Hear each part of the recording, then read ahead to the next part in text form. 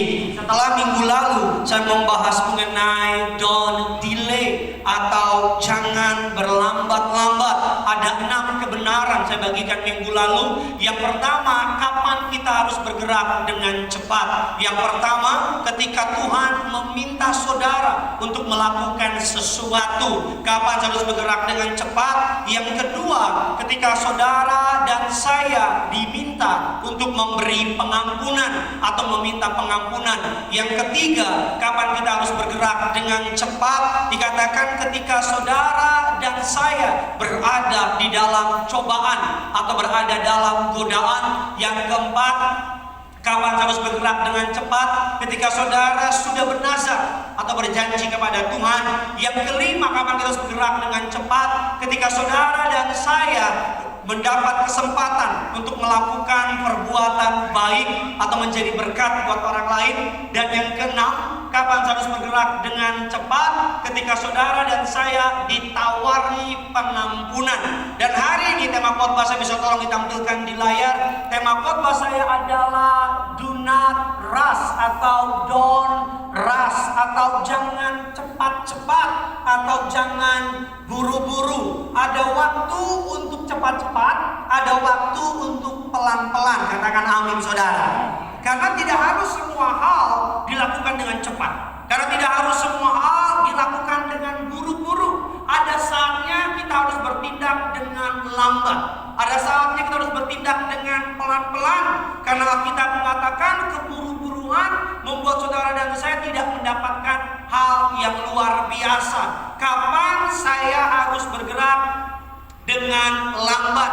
Kapan harus bergerak dengan pelan-pelan? Kita buka dasar kebenaran firman Tuhan, Amsal 14 ayatnya yang ke-29. Amsal 14 ayatnya yang ke-29.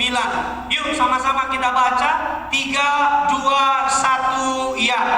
Orang bijaksana tidak cepat marah, orang bodoh tidak dapat. Bisa lebih keras lagi saudara, sama-sama. 1, 2, 3, ya. Orang bijaksana tidak cepat marah, orang bodoh tidak dapat menahan diri. Sama-sama bilang sama saya orang bijaksana. Sama-sama bilang sama saya bukan orang bodoh. Amin saudara. Orang bijaksana tidak cepat marah. Hanya orang bodohlah yang tidak dapat menahan dirinya. Terjemahan Inggrisnya mengatakan demikian. It is smart to be patient. It is smart to be patient. Untuk adalah pintar untuk saudara dan saya bertindak dengan sabar. Sama-sama bilang sama saya, kalau saya pintar, saya bertindak dengan sabar. Katakan amin saudara. Kapan saya harus bergerak dengan lambat? Saudara siap diberkati? Coba yang siap diberkati bisa lambaikan tangan saudara dulu. Kita kasih tepuk tangan dulu yang luar biasa bagi Tuhan kita. Yang pertama, kapan saya harus bertindak dengan slowly, dengan pelan-pelan? Yang pertama, ketika saya tidak memiliki semua faktanya. Kapan harus bergerak dengan lambat? Ketika saudara tidak tahu semua kebenarannya. Jangan cepat-cepat ngomong. Jangan cepat-cepat ngakinin. Jangan cepat-cepat langsung membuat keputusan. Kalau saudara belum tahu seluruh faktanya, kalau saudara belum tahu kebenarannya, sabar. Ambil waktu untuk berpikir, ambil waktu untuk menilai. Karena zaman sekarang banyak orang taunya sedikit, dengarnya sedikit, tapi bertindaknya langsung kayak tahu segalanya. Saya kasih contoh sama saudara, ada sebuah gambar atau berita di majalah online, tolong tampilkan gambarnya. Ini gambarnya saudara. Satu keluarga ditahan polisi karena menyalip mobil menteri. Langsung dibawanya komennya ratusan sampai ribuan memarahi Presiden Joko Widodo. Negara otoriter, negara yang tidak benar. Masa cuma nyalip mobil menteri langsung ditahan. Ini presidennya nggak benar, menterinya sombong. Semua langsung nyarain Presiden Joko Widodo. Saudara mau tahu di mana kejadiannya? Di India. Di India bos. Tapi banyak orang cuma baca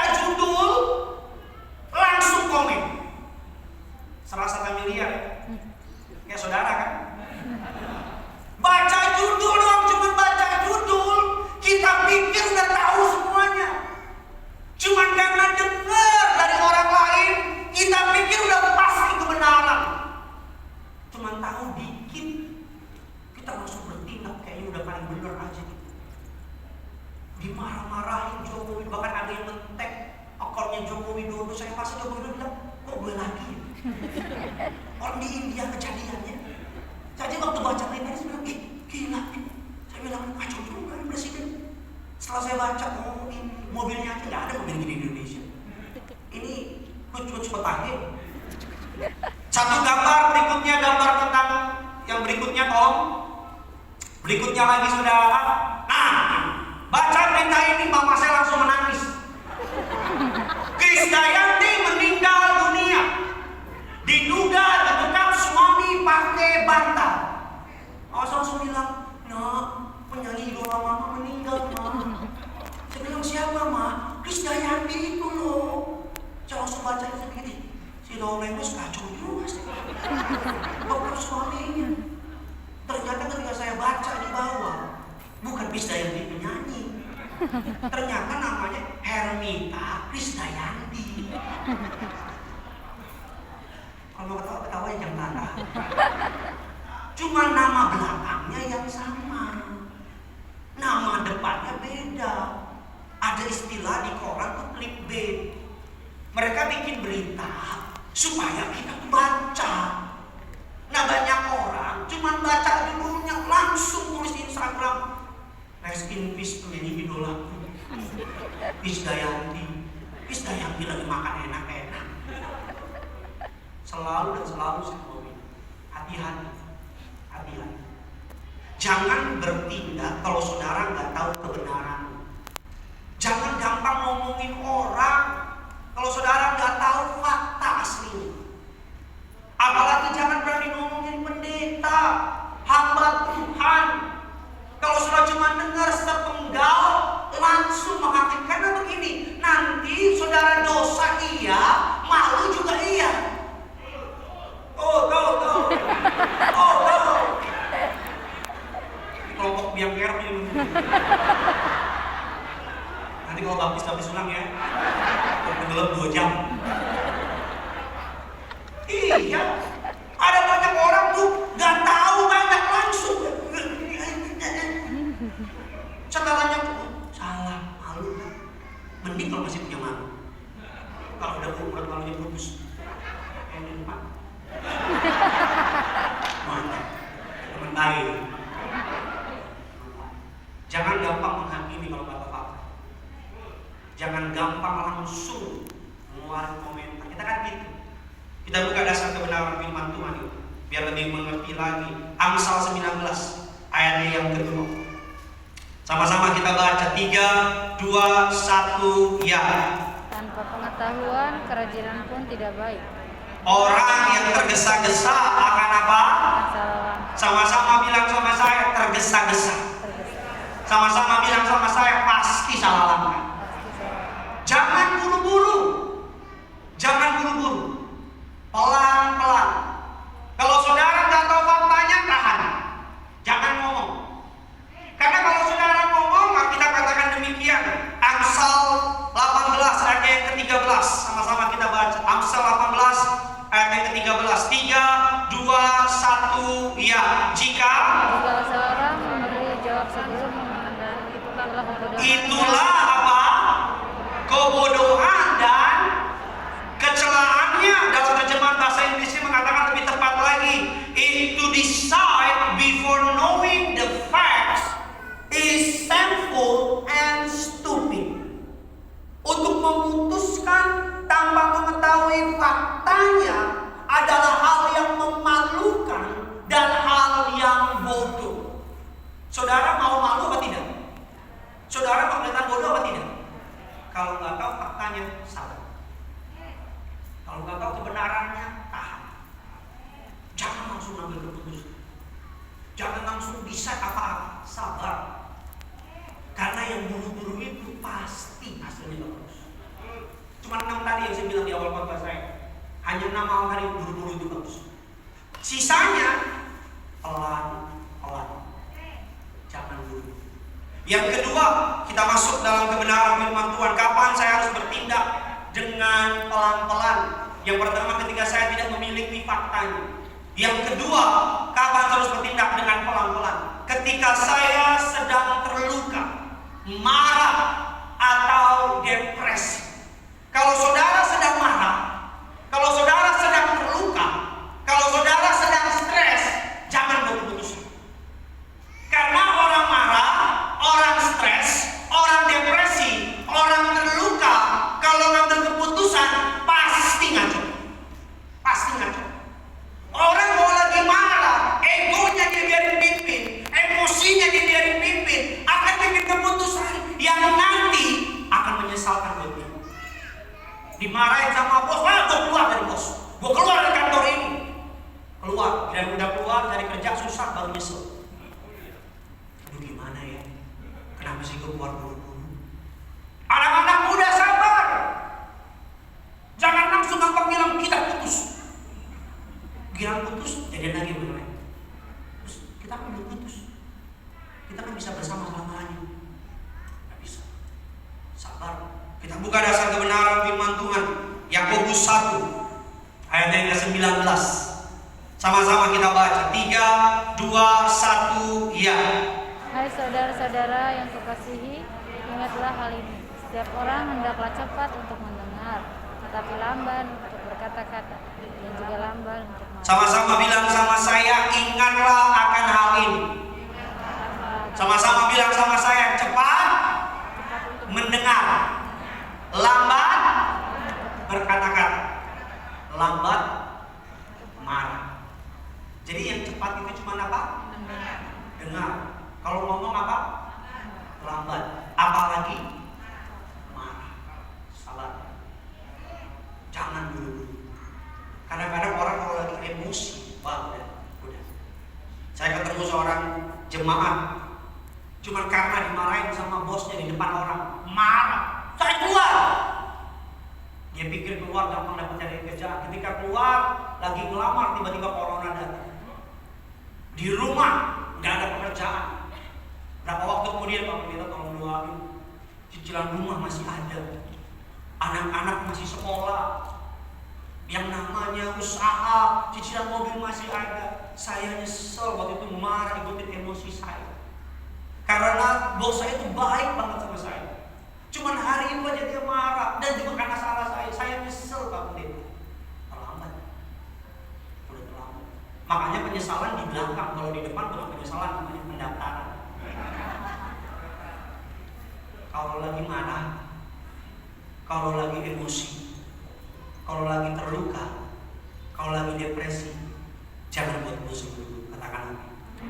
Saudara tahu tuh yang lagi ngetren, berita yang lagi viral, motor gede terobos jalan VVIP Istana Negara. Nggak tahu? Sudah tahu Ayu Ting Ting gagal nikah tahu? Gosip aja lo tahu. Kita bener kagak nanti. Itu tuh yang motor tuh moge, dia nerobos mobil apa jalur VVIP yang dikawal sama pas pampres. Dia terobos sama pas pampres, tendang, dia rekam kan. Dia bilang di terus, mau, gue viralin, biar mampus lo, biar malu lo. Ditaruh di YouTube. Dia kira netizen akan dukung dia. Ketika ditaruh di YouTube pada bilang, bodoh, udah untung cuma ditendang, biasanya dibolongin kepala lo. Ujung-ujungnya apa? Minta maaf. Klarifikasi. Banyak kan sekarang kan dunia kita gitu kan. Ujung-ujungnya apa? Minta maaf, klarifikasi. Ada banyak di antara kita dipimpin oleh emosi. Mobil kita disalip, kita turun, kita pukul dulu. Masalah nanti, urusan nanti. Pukul dulu yang penting. Berantem dulu, makanya beda. Anak Tuhan itu bukan reaktif, tapi responsif. Amin. Kalau reaktif itu pukul dulu, hajar dulu, sikat dulu. Urusan nanti. Tapi kalau responsif, pikir dulu. Kalau mau pukul, masuk polisi, anak siapa? Amin. Pikir dulu, jauh ambil keputusan. Kita buka kebenaran firman Tuhan. Sama-sama kita lihat kebenaran firman Tuhan. Kita lihat dalam Amsal 14 ayat yang ke-29. Yuk sama-sama kita baca. 3, 2, 1, ya. Amsal 14 ayat ke-29. Ada? Ini Salm banyak kali cobaannya hari ini. Tolonglah dibantu. Yuk, makanya buka Alkitab saudara, Amsal 14 ayat 29. Yuk sama-sama kita baca. 3, 2, 1, ya. Orang yang sabar besar pengertiannya, tetapi siapa cepat marah membesarkan kebodohan. Orang yang sabar besar pengertiannya, tetapi siapa cepat marah membesarkan apa? Kebodohan. Kebodohannya. Alkitab katakan orang itu cepat sabar, jangan cepat marah. Karena marah cuma akan menuntut kita kepada perbuatan yang kita nanti nyesel. Kita nanti nyesel. Ada banyak orang cerai, nyesel. Ada banyak orang mau keluar dari kantor ini, nyesel. Kalau lagi marah, kalau lagi kecewa, ada banyak pendeta karena merasa egonya disentil, keluar, saya keluar dari sinario ini, bikin sinario sendiri, kecewa. Dia pikir ketika bikin sinario sendiri, jemaat ikut, ternyata enggak. Telepon lagi, boleh gabung nggak? Terlambat sudah. Betul? Bilang kiri kanan saudara, jangan cepat ambil keputusan. Amin. Sabar. Kalau lagi marah, kita buka ke Amsal 15. Ada banyak buka kitab Amsal hari ini. Amsal 15 ayat yang ke-18, sama-sama kita baca. 3, 2, 1, ya. Si pemarah Mengakhirkan pertengkaran, tetapi orang yang sabar memadamkan perbantahan. Amsal 12 ayat yang ke-16. Bodohlah yang menyatakan sakit hatinya seketika itu juga, tetapi bijak yang mengabaikan cemooh. Gak ada segala sesuatu perlu saudara omongin langsung. Kecewa langsung, saya kecewa, saya marah. Gak bisa. Orang yang kayak gitu sasaran empuk dari iblis. Saya apalagi di dunia yang namanya sosial media. Berkali-kali akun satir mention saya. Berkali-kali akun satir mention saya, taruh di dia punya akunnya, jelekin pelayanan saya, jelekin nama saya. Bahkan mention lagi, saya tahu memang niat dia untuk tarik perhatian saya. Kalau saya respon, berhasil dia. Ada akun satir, khotbah saya 45 menit, dipotong 30 detik, ditulis pendeta sesat. Darah Batak saya bangkit. Kaki pendek hidung pesek itu bangkit. Langsung mau tulis, kurang ajar loh. Istri saya bilang, saya untung istri saya adem. Kalau sama-sama pemarah, beres. Istri saya langsung bilang, sayang, sabar. Mereka memang mancing kamu.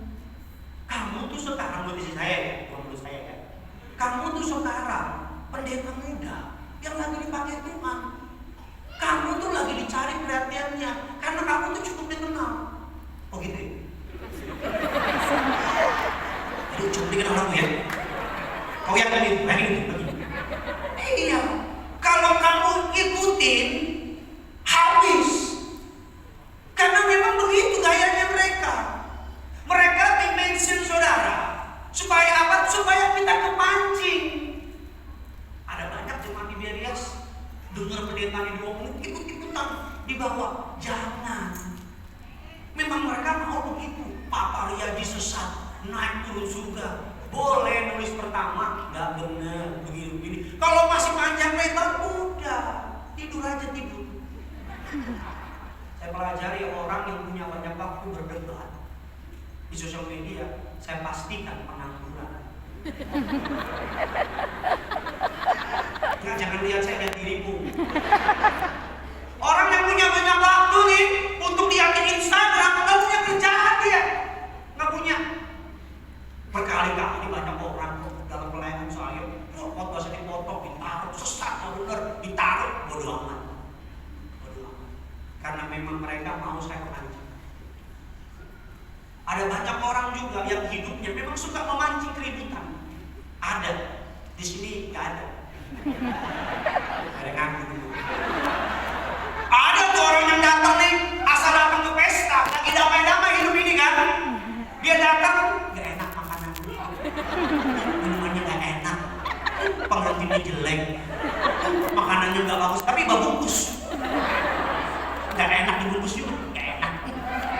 Dibungkus. Ada orang yang model begitu. Nama titik-titik hobi mancing keributan ada.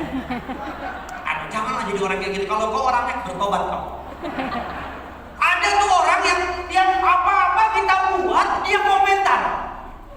Kasih makan kagak, tetangga bukan, pernah nolong juga enggak. Tapi kita buat apa dikomentarin. Rambut kita rambut palsu. Bulu matanya cincman. Kalau kita kepancing, memang itu tujuannya. Kan ada kan dalam suatu keluarga yang satu gitu kan. Udahlah, jangan pura-pura kenal semua keluarga. Udah. Samanya keluarga kita semua kan. Ada tuh yang model satu, yang dia datang kalau lagi pesta gitu ya. Dia datang, lagi damai-damai. Tiba-tiba dia kalau ngomong enak. Terus kalau ketemu temen yang gak enak juga cocok. Kalau saran saya orang kayak gitu jauh-jauh. Yang kerok tuh datang pergi aja. Lagi malas ngapain? Amin. Ada orang karena kecewa, karena marah, keluarin keputusan. Begini, ujung-ujungnya kecewa. Sabar. Masih banyak orang sampai hari ini yang menanggung kerugian karena salah mengambil keputusan, karena dipimpin oleh emosi, oleh kekecewaan. Ketika udah di luar, emosi udah turun, amarah udah turun, padahal kan gak harus kayak gitu ya. Harusnya gue gak keluar. Mana perusahaannya maju lagi sekarang. Kecewa. Banyak orang hari-hari ini iblis pengen saudara marah, ambil keputusan, nyakitin orang. Dalam rumah tangga, kalau lagi emosi, mendingan jangan ngomong. Daripada kalau ngomong kau menyakiti pasanganmu, omonganmu gak bisa ditarik, tahan. Saya mau lagi namakan pendeta juga bisa marah. Kan bukan langit terbuka turun dari surga gitu. Apalagi dalam makan kan hidung pendek kasih kaki pesek ya. Kebalik lah ini. Kaki pendek hidung pesek. Makan babi kan kadang-kadang emosi, tapi kalau lagi marah mendingan diem. Keluar. Apain? Nonton. Udah tenang, baru ngomong. Daripada saya ngomong, bikin istri saya sakit hati. Atau daripada saya ngomong, bikin orang yang denger sakit hati sama saya tahan. Sabar. Banyak rumah tangga ribut bukan karena kurang duit. Banyak rumah tangga ribut bukan karena orang ketiga. Karena masing-masing lagi emosi, dinyatakan bum. Istrinya dengar kecewa, tambah lagi bum. Ribut. Iblis ketawa-ketawa. Memang itu yang gue mau. Kalaupun saudara damai, catat omongan saya. Istri saudara, suami saudara udah luka.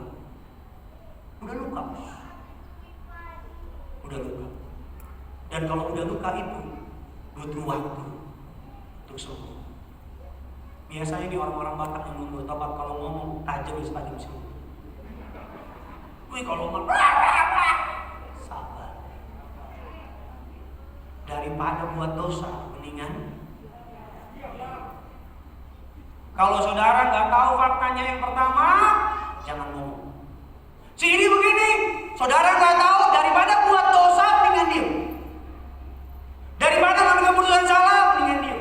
Yang kedua, kalau lagi marah, lagi emosi, lagi depresi, jangan buat keputusan. Tenang dulu, baru ambil keputusan. Saya banyak ketemu orang karena emosi keluar dari pelayanan. Udah keluar, kecewa. Ternyata enaknya pelayanan. kecewa sama gereja, keluar. Ternyata semua gereja dibikin sama. Iya, yang salah bukan gerejanya, elunya yang salah. Amin. Yang ketiga, kapan saya harus bergerak dengan lamban? Ketika saya harus membuat keputusan besar dan penting dalam hidup saya. Amsal 21 ayatnya yang ke-29. Yuk sama-sama kita baca. 3, 2, 1, ya. Orang fasik bermuka tebal, tetapi orang jujur mengatur jalannya. Siapa di sini orang jujur, bisa angkat tangan saudara? Puji Tuhan. Siapa di sini orang bebal, bisa angkat tangan? Puji Tuhan. Yang nggak angkat tangan itu pintu keluar. Ngapain harus itu pulang aja lah. Orang jujur mengatur jalannya. Dalam mengambil keputusan penting dalam hidup ini, sabar. Jangan buru-buru. Apalagi ambil keputusan soal pernikahan. Sabar. Jangan gara-gara ketemu udah jalan 4-5 kali langsung buru-buru bilang dia jodohku. Jangan baru buru-buru pacaran 1 tahun langsung yakin oh dia dari Tuhan. Habis Pak Pendeta kalau lagi telepon-teleponan dia bisa telepon-teleponan cuma 3 jam. Saya mau bilang ya, tidak ada laki-laki normal yang bisa bertahan telepon 3 jam. Kalau dia bisa bertahan 3 jam itu cuma karena dia sedang berusaha mendapatkan hatimu. Kalau sudah menikah nggak akan 3 jam. Tahu dari mana? Pengalaman saya.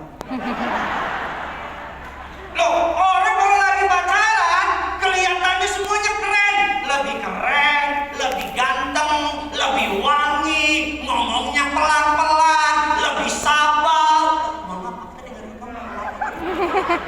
Aku begini, oh 3 jam laki-laki, kalau lagi ada mau dia sabar. Kamu nggak ngantuk, gimana bisa ngantuk ngomong sama kamu? Bagi aku kalau sama kamu mah selalu seperti siang. Udah dulu ya, tutup ya, kamu yang tutup kamu tutup ya, 1, 2, kamu ditutup. Loh, orang lagi pacaran, tanya sama para senior kita. Orang lagi pacaran kemana-mana diantar, pakai baju yang terbaik. Kalau ngomong, kamu udah makan belum? Belum. Ya ampun, pantesan kamu berurusan dikit. Yang udah nikah, saya kamu udah puasa 2 hari berurusan gemuk kamu. Dalam pernikahan, saya banyak anak muda ya. Pak anak muda Pak sabar. Ini ngomong dulu ini. Besok-besok kita buka ibadah yang kasih dia ya. Yang dibagi di Iberias Mega Bekasi jam rahasia gitu.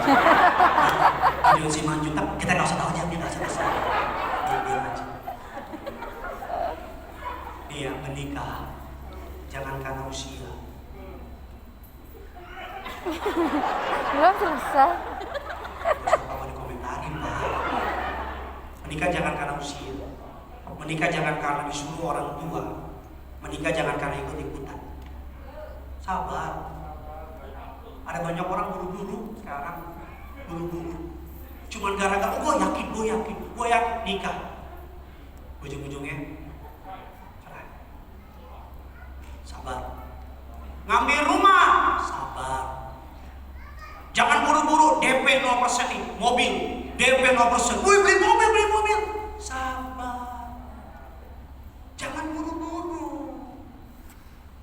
Jangan apa-apa tuh buru-buru. Karena ada banyak rumah tangga saya pelajari, bukan karena Tuhan gak berkati, tapi karena gak pintar ngatur keuangan. Jadi lihat ada tulisan dikit di mall, Saleh up to 80%. Tahu Saleh kan? Sale. Wih Saleh, langsung kita beli. Saleh diskon 50%, padahal tanpa kita tahu harganya dinaikin. Lalu dikasih diskon. Buy one get one. Padahal tanpa kita tahu harganya memang 2 dapat 1 gitu.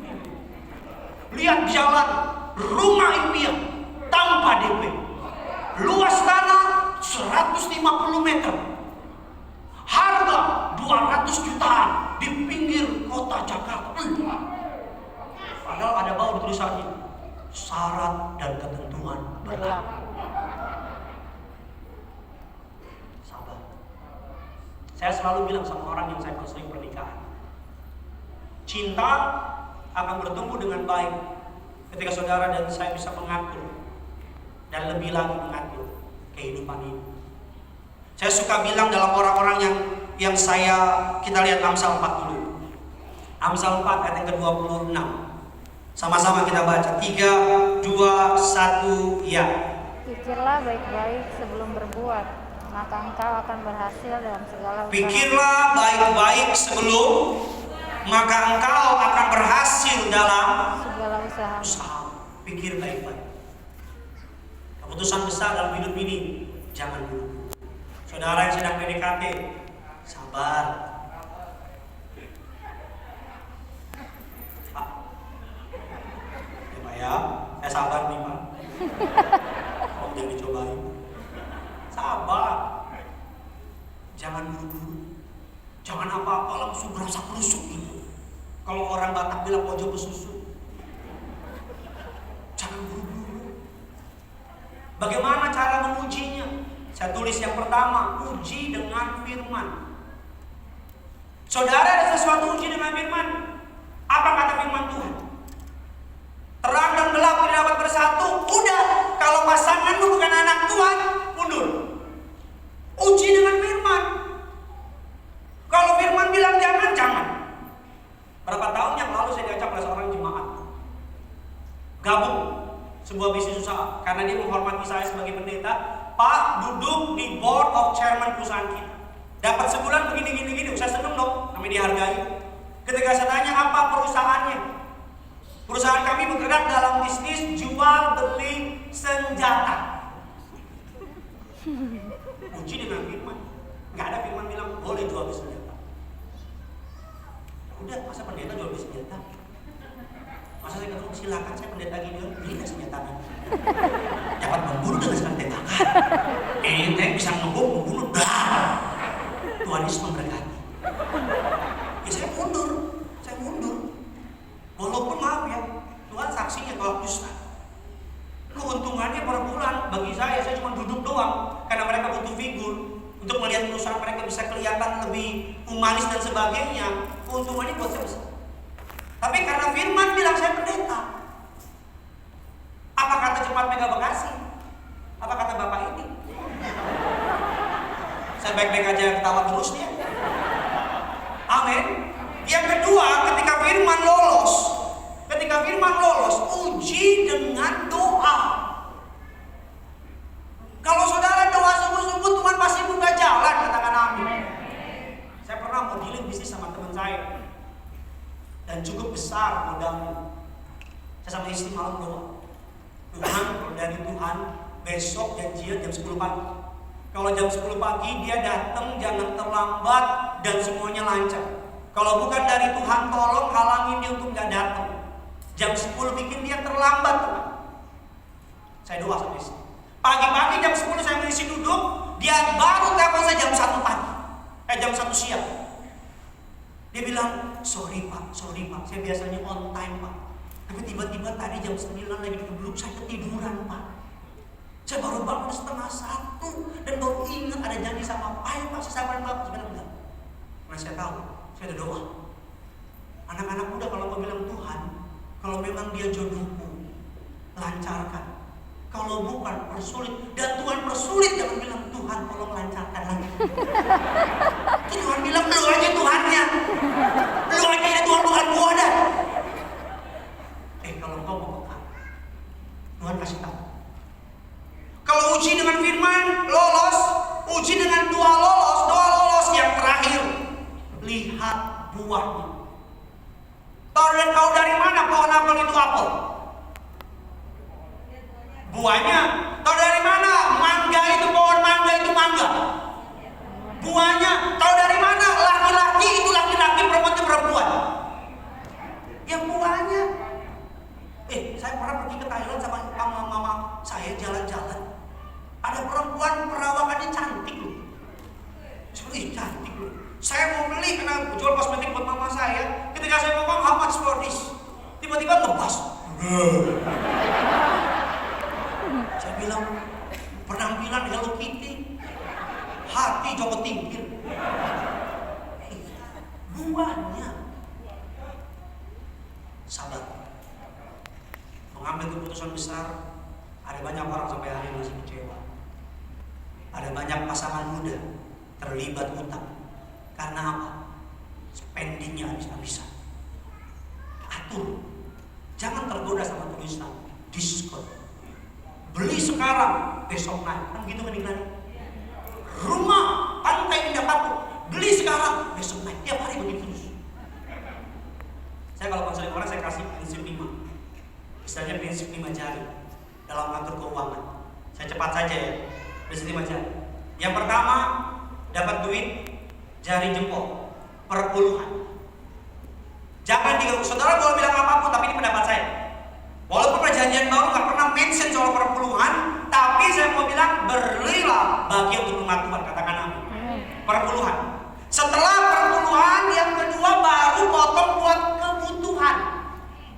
Kebutuhan ya, bukan kemauan. Apa kebutuhan itu? Cicilan rumah, cicilan mobil, belanja bulanan, susu anak, itu kebutuhan. Gak mungkin anakku gede besar tanpa dikasih makan. Setelah kebutuhan beres, baru yang ketiga investasi. Beli dolar, beli emas, apapun itu investasi. Nabung. Setelah investasi, baru yang keempat benih untuk ditanam. Apa artinya? Tolong orang. Saya selalu bilang, Pak Pendeta boleh enggak pakai perpuluhan buat tolong orang? Pendapat saya enggak. Karena hak Tuhan buat Tuhan, nolong orang. Jangan pernah takut miskin karena memberi. Karena kita bilang orang yang memberi dunianya makin besar. Amin. Jadi saya selalu bilang orang tanya, Pak Pendeta boleh nggak pakai perpuluhan buat tolong orang? Saya selalu bilang perpuluhan buat rumah Tuhan. Buat rumah Tuhan. Kasih buat benih. Apa contohnya? Tolong orang. Oh saya gede. Kasih berapa? Karena kalau nggak kasih benih, apa yang mau ditanam? Apa yang mau bertumbuh? Baru yang terakhir nih, perpuluhan, kebutuhan, investasi, benih untuk ditanam, untuk ditabur, tolong orang. Baru yang terakhir. Apa yang terakhir Pak Pendeta? Kepentinganmu, lifestyle. Dari sisanya, saya selalu bilang sama jemaat yang saya konseling pernikahan, lebih baik ngopi di rumah daripada ngopi di Starbucks, tapi gue nahan-nahan, TV-gu lebih gede. Lebih baik makan di rumah daripada makan di tempat besar, tapi rumah masih ngontrak. Lebih baik nikah, gak usah gede-gede, gak usah gengsi.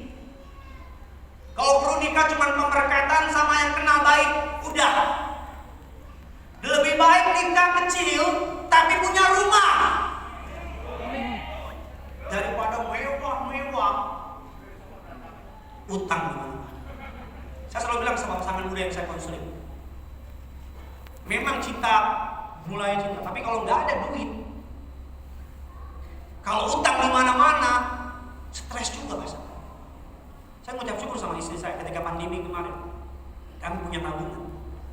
Tabungan kami di bank Swiss yang kita ambil. Enggak, saya mengucap syukur saya nabung.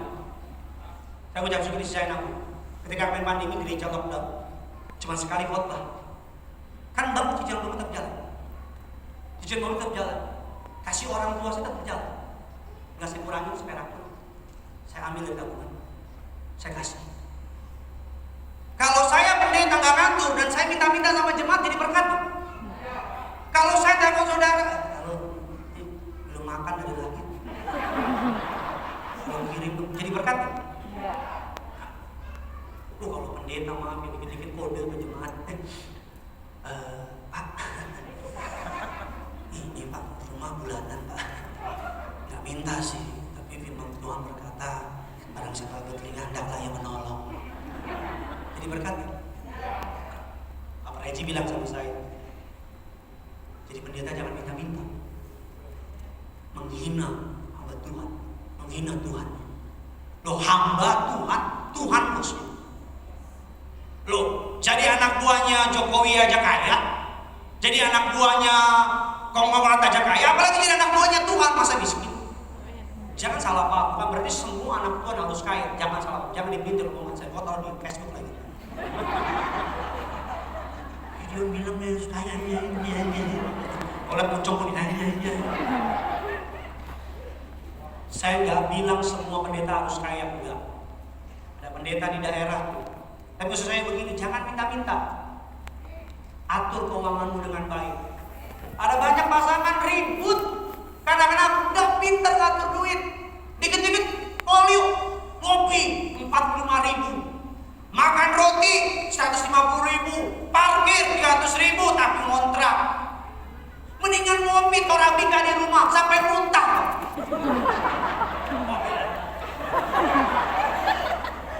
Mau makan suki-suki, kau ambil tuh ikan lele, ikan belut kepotong. Ini suki nih, mantap nih, puas kau bang. Asal aja punya utang, berapa gajimu? Sekian puluh juta. Lah kan itu besar. Habisnya sih bang pendeta itu celana. Bukan Tuhan yang berkati, engkau yang gak pintar gak berkatnya. Bukan Tuhan gak tolong, engkau yang gak nolong dirimu. Saya mau tanya, gaji 3 juta di Jakarta cukup gak? 5 juta? 10?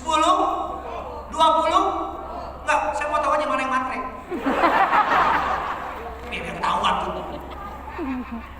Sarbi ini ada ibu-ibu. Pendeta suaminya gajinya 3 juta. Kita kekurangan, tolong doain. Berkat Tuhan ada. Berikutnya di belakang, pendeta tolong doain. Suami saya 30 juta, nggak cukup gajinya. Itu yang tadi di belakang bilang, Pak Pendeta, kalau suami saya 30 juta, gajinya sampai di rumah saya nggak biarin kaki nyentuh tanah, saya gendong.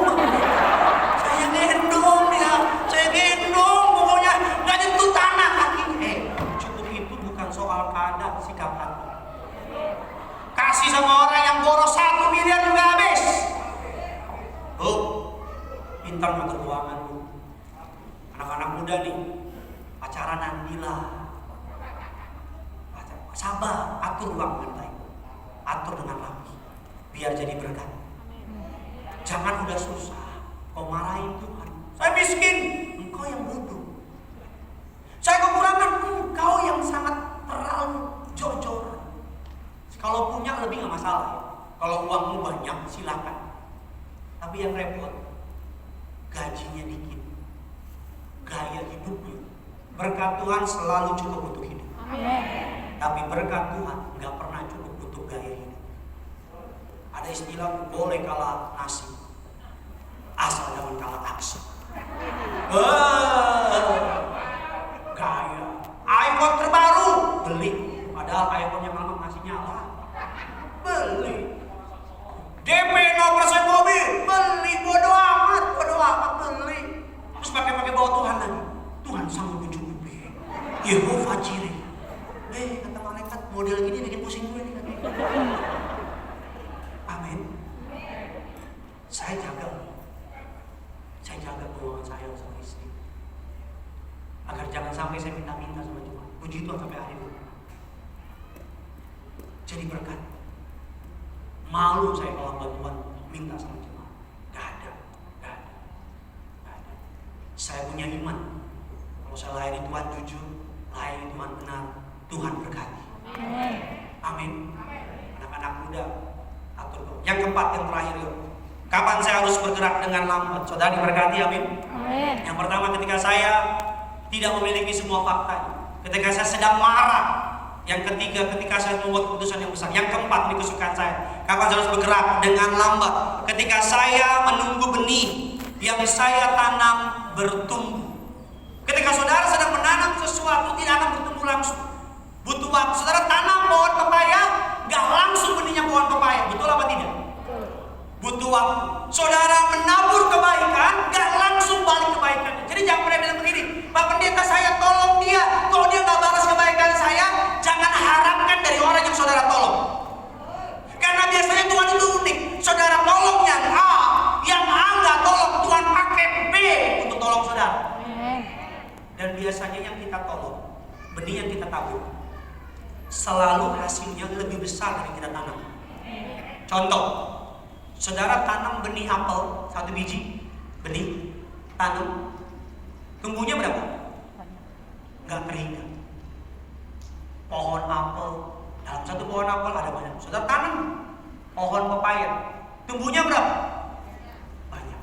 Saudara tanam kebaikan sama orang. Saudara tanam kebaikan sama orang susah. Saudara tanam kebaikan sama orang miskin. Saudara tanam kebaikan sama orang-orang sekitar saudara. Percaya, akan lebih banyak benihnya. Amin. Dari sebelum. Satu ayat terakhir kita buka. Imam musik boleh maju ke depan.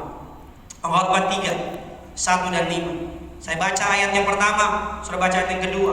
Demikian seterusnya. Untuk segala sesuatu ada masanya. Untuk apapun di bawah langit ada waktunya. Yang kedua, saudara, ada waktu untuk lahir, ada waktu untuk meninggal, ada waktu untuk menanam, ada waktu untuk mencabut, dan ada waktu untuk membunuh, ada waktu untuk menyembuhkan, ada waktu untuk merombak, ada waktu untuk membangun. Keempat, ada waktu untuk menangis, ada waktu untuk tertawa, ada waktu untuk ada waktu untuk menari. ada waktu untuk membuang batu, ada waktu untuk mengumpulkan batu, ada waktu untuk memeluk, ada waktu untuk menahan diri dari memeluk. Pengkhotbah 11 ayat yang ke-6 terakhir.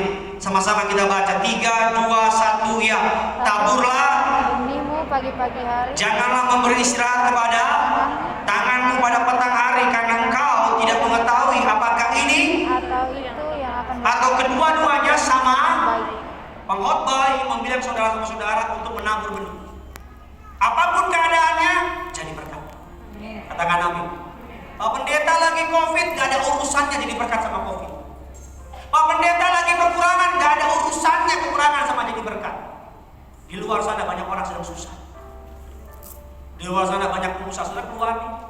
Belilah makanan mereka tuh di mall. Beli biar mereka semangat. Lihat orang-orang di luar yang susahan. Kalau nggak punya duit minimal baik senyum. Makasih Pak. Sama security yang jagain. Makasih. Jadi berkat. Dimanapun kau berada, saya bilang. Karena saudara menabur angin, menuai badai. Saudara menabur kecurangan, menuai kehancuran. Saudara menabur kebaikan, akan menuai kebaikan. Itu namanya dalam kekristenan hukum tabur tuai. Hukum karma saya nggak percaya, tapi saya percaya hukum tabur tuai. Apa? Kalau hukum karma, manusia kalau jahat lahirnya jadi binatang. Tapi kalau tabur tuai, apa yang kau tabur itu yang kau tuai. Selamat hari Minggu. Tuhan Yesus memberkati saudara. Kepada dalam surga dalam